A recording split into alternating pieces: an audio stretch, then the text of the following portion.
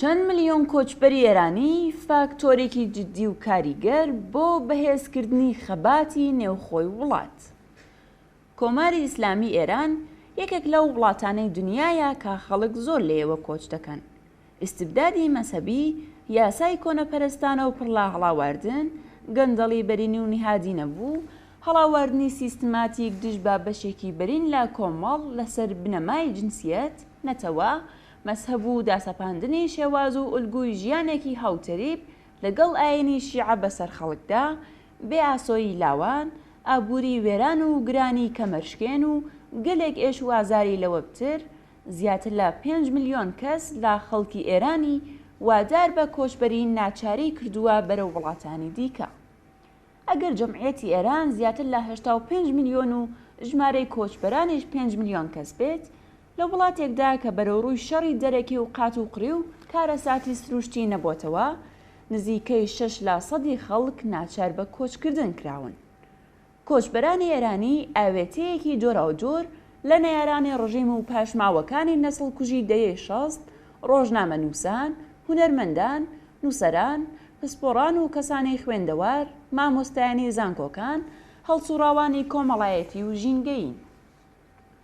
کۆچبەرانی ئێرانی و بەتایبەت نەسڵی دووهەم و سێهەمی ئەو کۆچبەرانەی کە لە وڵاتانی ئەوروپایی، ئەمریکایی و لە باقی شوێنەکانی دنیادا لەدایک بوون، گەورە بوون و دەرسیان تەواو کردووە، بوونەتە دوژمنێکی وشیار، ڕێکخراو، بەتوانا و ئاموزشدرا و دژ بە کۆماری ئیسلامی. لەنێو ئەم هێزە کۆچبەرەدا بە سەدان نوێنەری پارلەمان و ناوەندە ناوچەییەکان لەو وڵاتە جۆرا و جۆرانەدا بە هەزاران کەسی شارەزا و پسپۆڕ، مامۆستای زانکۆ، خوێندەوار و زمانزان بوونیان هەیە کە لە پێناو ڕووخاندنی کۆماری ئیسلامیدا خەبات دەکەن.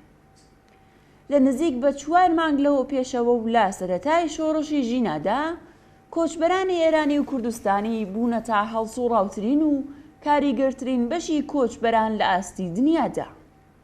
سێ خۆپیشاندانی تۆرنتۆ لە کانادا، ئەڵمان و فەڕەنسا کە ژمارەیەکی 10,000 کەسی لە دەوری دروشمەکانی مردن بۆ کۆماری ئیسلامی ئێران، سپای پاسداران تیرۆریستن و دەرکرانی باڵوێزەکانی حکوومەتی ئیسلامی دەرخەری هێز و توانایی گەورە و بەرینی کۆچبەرانی ئێرانیە بۆ پشتیوانی و بەهێزکردنی بزوتنەوەی شۆڕشگێڕانە لە نێوخۆی وڵات.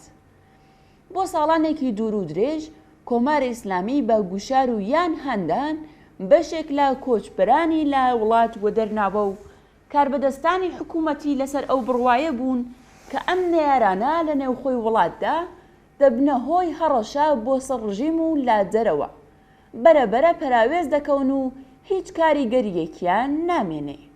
ئێستا بە ملیۆن کۆچبەری ئێرانی لا وڵاتانی ڕۆژاوایی بوونەتە فاکتۆری سەرەکی پەراوێزکەوتنی حکوومەتی ئیسلامی و بۆ پشتیوانی و بەهێزکردنی بزوتنەوەی نێوخۆی وڵات. تیرۆر، ئینسان ڕەفاندن و هەڕەشەی ڕۆژ لەگەڵ ڕۆژ زیاتر لە کۆچبەران و هەڵسوڕاوانی سیاسی لا دەرەوەی وڵات نیشانەی وەحشەتی ڕژیمە لەم هێزە و هەوڵدانە بۆ بێدەنگکردنیان.